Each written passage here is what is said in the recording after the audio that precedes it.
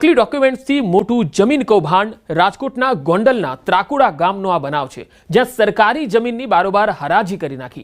તાલુકા પંચાયત કચેરી નામે નકલી દસ્તાવેજ બનાવ્યા, સરકારી જમીનના ગેરકાયદે પ્લોટિંગ બતાવ્યા, પંચાયતના નકલી હુકમો આવ્યાનો પણ ધડાકો થયો છે। તમામ દસ્તાવેજ નકલી હોવાનો ખુલાસો થયો। તાલુકા પંચાયતના સિક્કા અને લેટરપેડનો પણ દુરુપયોગ થયાની આશંકા। વાત એવી છે કે ગોંડલના ત્રાકુડા ગામે ગરીબોને ફાળવવા માટે 100 ચોરસ વાર પ્લોટની નીમ થયેલ જમીનમાં ભૂમાફિયાનું કૌભાંડ સામે આવ્યું। સર્વે નંબર 91ની 5 એકર જમીનમાં કાગળ ઉપર પ્લોટિંગ કરી ગ્રામજનોને છેતરવા માટે કાવતરું કરાયું। 100 ચોરસ વારના પ્લોટ ફાળવવાના બદલે ભૂમાફિયાઓએ પ્લોટ બારોબાર વેચી નાખ્યા। ભૂમાફિયાઓએ પ્લોટ ધારકોને ₹800 થી 900ના વારના ભાવે જમીન વેચી હોવાની માહિતી છે। હવે મોટી વાત તો એ છે કે પ્લોટની જાહેર હરાજી સ્થાનિકો દ્વારા કરવામાં આવી હોવા છતાં તાલુકા વિકાસ અધિકારી, મામલતદાર, ડેપ્યુટી કલેક્ટર સહિતના અધિકારી અજાણ છે। તાલુકા પંચાયત કચેરીના જાણ ભેદુઓ દ્વારા કૌભાંડ થયું હોઈ શકે છે। હાલ તપાસ બાદ મોટા ખુલાસા પણ શક્ય છે। સર્વે નંબર 91 પૈકીની જગ્યા નાયબ કલેક્ટર સાહેબના હુકમ નંબર મકામ વસી 1244 તારીખ 25/11/2008 થી 5 એકર ગામતળ નીમ થયેલનો હુકમ અત્રેની કચેરીથી મળી આવેલ છે। એ સિવાયનો લેઆઉટ પ્લાન અત્રેની કચેરીએ શોધખોળ કરતા મળી આવેલ નથી અને આ સિવાયનું રેકોર્ડ અમારી પાસે કોઈ ઉપલબ્ધ નથી। ડોક્યુમેન્ટ્સ આવ્યા છે એમનું અમે અસલ કલેક્શન કરીશું।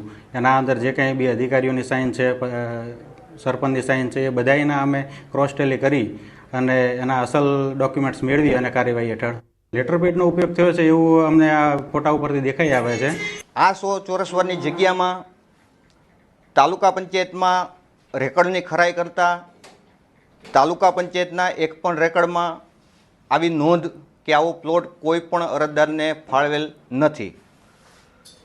રહી વાત બીજી, કોઈ પણ ત્રાહિત વ્યક્તિએ તાલુકા પંચાયતને આઉટસાઇડમાં રાખી અને તાલુકા પંચાયતના લેટરપેડનો અને તાલુકા પંચાયતના રબર સ્ટેમ્પનો દુરુપયોગ કરેલો છે। રાજકોટમાં માથાભારે શખ્સોને પોલીસે પાઠ ભણાવ્યો। રેસ્ટોરન્ટમાં તોડફોડ કરનારા આરોપીઓનું પોલીસે રિકન્સ્ટ્રક્શન કર્યું।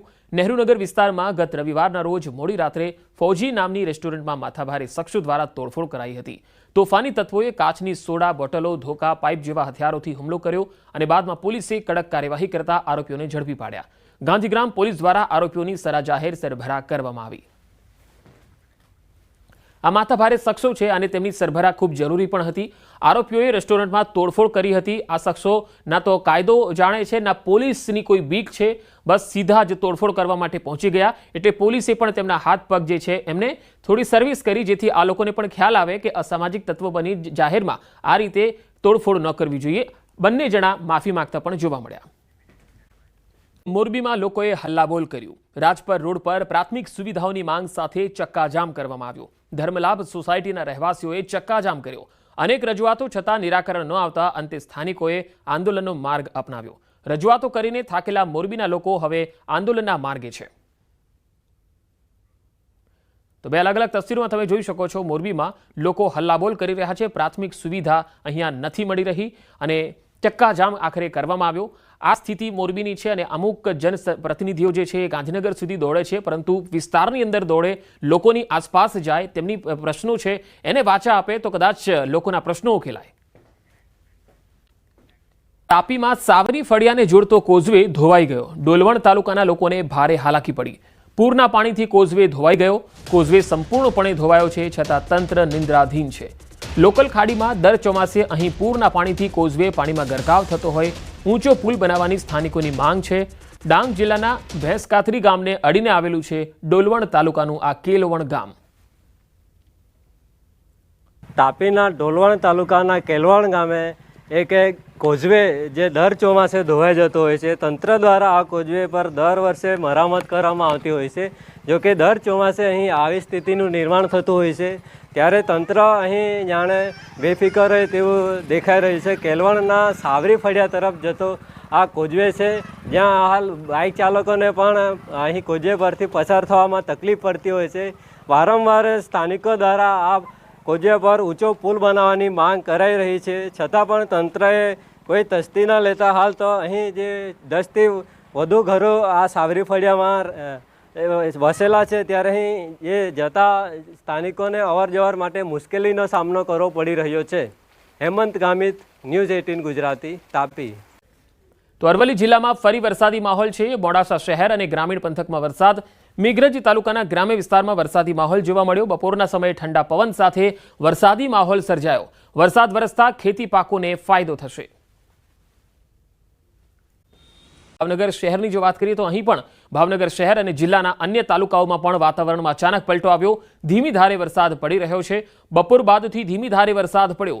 ભાવનગર શહેરના વાઘવાડી, કાળિયાબીડ, ઘોઘા સર્કલ સહિતના જે વિસ્તારો છે ત્યાં ધોધમાર વરસાદ પડ્યો.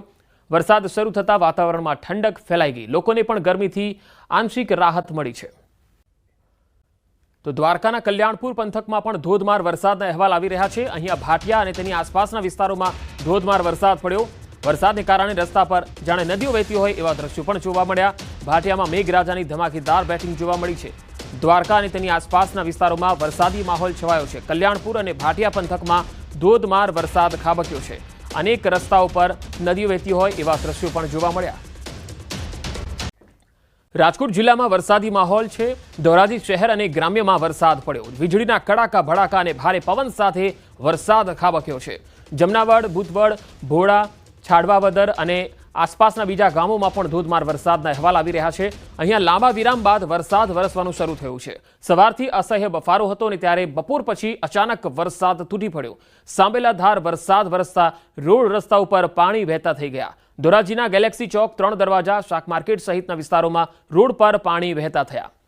વધુ માહિતી મેળવીએ. ધોરાજીથી સંવાદદાતા મુનાફ વકાલી જોડાયા છે. મુનાફ, ધોરાજી અને જેતપુરના કયા કયા વિસ્તારોમાં કેટલો વરસાદ છે?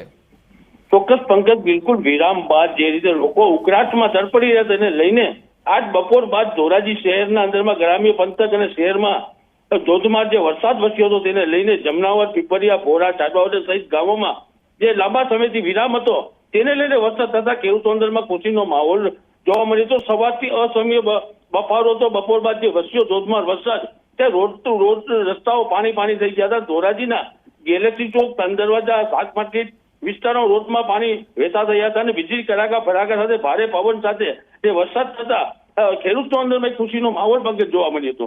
જી મુનાફ, આભાર માહિતી આપવા માટે. 7 દિવસ ભારે વરસાદની આગાહી છે. હવામાન વિભાગે 7 દિવસ માટે આગાહી કરી છે અને આજે અતિ ભારે વરસાદની શક્યતા છે. આજે સાંજે 7 સુધીમાં 6 જિલ્લામાં રેડ એલર્ટ છે. 4 વાગ્યા સુધીમાં જ આ રેડ એલર્ટ આપવામાં આવેલું હતું. બનાસકાંઠા, પાટણ, મોરબી, કચ્છ, જામનગર અને દેવભૂમિ દ્વારકા માટે રેડ એલર્ટ.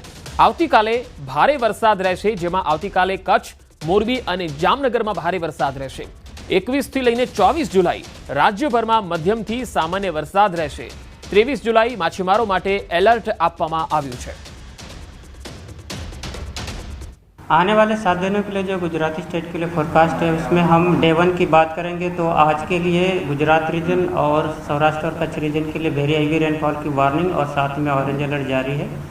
और जो डिस्ट्रिक्ट है जहां पर वेरी हेवी रेनफॉल की वार्निंग है वो डिस्ट्रिक्ट है बनासकांठा, पाटन, कच्छ, मोरबी और जामनगर. डे 2 की बात करेंगे तो डे 2 के लिए सौराष्ट्र और कच्छ रीजन के लिए हैवी रेनफॉल की वार्निंग है. डे 3 से लेकर डे 7 तक गुजरात स्टेट के सारे डिस्ट्रिक्ट कवर हैं जिसमें लाइट टू मॉडरेट रेन और साथ में थंडरस्टॉर्म की वार्निंग है.